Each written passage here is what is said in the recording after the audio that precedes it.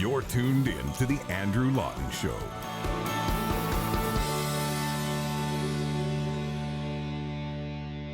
We still have millions of Canadians who are out of work, people whose jobs have been put in jeopardy because the government shut them down. Various levels of government have put in many measures that have harmed ordinary people over the last, coming up on 15, 16 months now.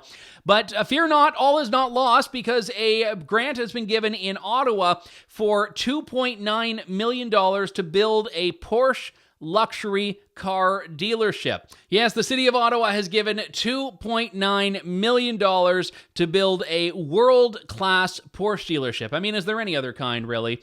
And it was approved by the Finance and Economic Development Committee. Now, the Canadian Taxpayers Federation is saying that Ottawa should not be spending taxpayer money on any kind of corporate welfare. He says Ottawa could use this money to fix potholes or give families a bit of tax relief, but no subsidy to a dealership selling cars that cost more than most people make in a year. And I do think that Jay Goldberg from the CTF makes a good point when he talks about how there shouldn't really be any corporate welfare of this kind, but certainly not corporate welfare that is basically subsidizing Porsches, because if Porsche, the company, doesn't need to pay for its dealership, that means that either it can make more profit by selling Porsches, or it can offer people cheaper Porsches. Either way, not something that I would say is passing the government infrastructure test, even in Canada in 2021.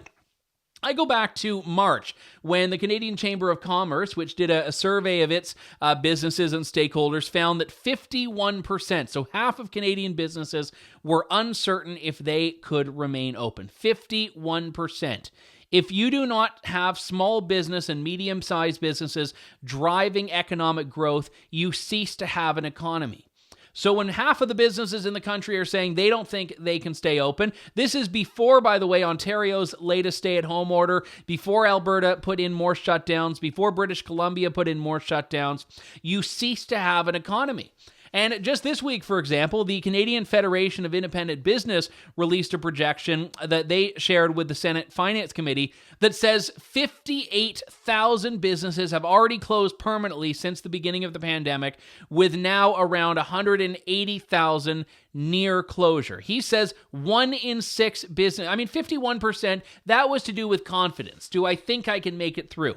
These are harder numbers from the CFIB. 1 in 6 businesses at risk of permanent closure. 180,000 businesses across Canada will shut their doors forever before the end of the pandemic, bringing with them 2.4 million private sector jobs.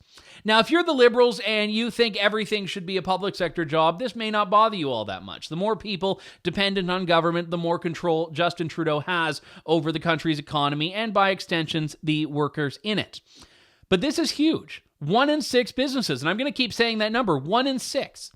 Because this is not just about a lack of jobs for the people owning the businesses and running them, but all of the people they employ. Fewer local goods for people to buy, which means they're forced to buy imported goods that are sold at the Walmarts or from Amazon. And I'm a big believer in a free market, which means you should make that choice. But when government is the one telling businesses they cannot open, it's government that's signing the death warrant for all of these businesses. And that's why, despite being a fiscal conservative, I've always been in support of the pandemic response measures like CERB, like CEBA, like all of these measures that have been targeted to individuals and businesses, because government does not have the right to tell you you can't work and not compensate. Although my preferred outcome is that government doesn't tell people they can't work. But this is exactly what's happening. So 238,000 businesses could wind up permanently closed. That's the restaurant you love that you're never going to get to go to again. That's the sporting goods store around the corner that you like that's going to be gone forever. That is all of this stuff that completely fuels the economy that the federal government and the provincial governments simply do not care about. If you liked watching this clip of The Andrew Lawton Show, True North has lots more for you all over at www.tnc.news.